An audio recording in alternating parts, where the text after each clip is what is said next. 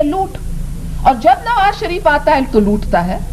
पहले उसने जाकर के पंजाब के अंदर कोऑपरेटिव्स जितने थे, ताज कंपनीज जितने थे, उनके पैसे खा गए।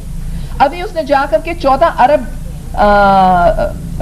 डॉलर पाकिस्तानी, ओवरसीज पाकिस्तानीज और डोमेस्टिक पाकिस्तानीज की हार्ड अर्न सेविंग्स खा ली हैं। उसने हबीब बैंक और मेहरान बैंक के अरबों रुपए खा लिए और फिर लंदन गया और उधर अल तौफीक का पैसा भी खाने चाहता था।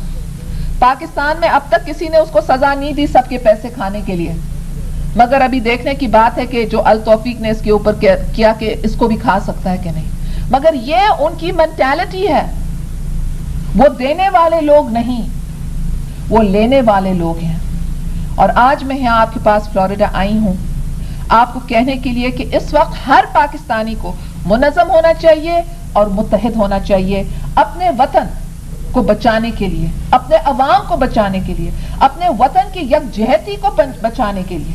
नवाज शरीफ पाकिस्तान को यूगोस्लाविया जैसे टुकड़ा टुकड़ा करने चाहता है और कोई पाकिस्तानी नहीं चाहता कि हमारे अजीम मुल्क को नवाज शरीफ के पॉलिसीज की वजह से कोई खतरा पहुंचे। इसलिए हम सबको मुत्तहिद हो जाना चाहिए।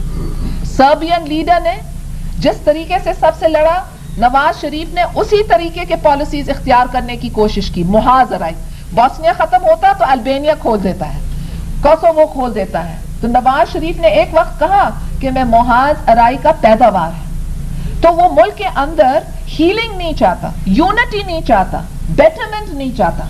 वो समझता है कि झगड़ा हो, लड़ाई हो, खौफ हो तो फिर मुहाज अराई से उसकी रियासत रहेगी। और जब वो हुकूमत में है मुल्क सुकून में नहीं है। वैसे मुझे ये कहना नहीं चाहिए, मगर आप देखें कि कितना बदनसीब आदमी कि जब से वो आया, जिलजिला हुआ, ट्रेन का हादसा हुआ, मीना के अंदर आग लग गई, अभी सिंध के अंदर साइक्लोन आ गया। तो ये जो आदमी है इसने पूरे पाकिस्तान के इदारों को यरगमाल करने की कोशिश की है और अपने जाती मफादात के तहत सबऑर्डिनेट करने की कोशिश की है। और आज वो पाकिस्तान के लिए एक खतरा खुद मौजूद है, वो और उसकी हुकूमत। और इसलिए मैं चाहती हूं कि सब पाकिस्तानीज जो ओवरसीज हैं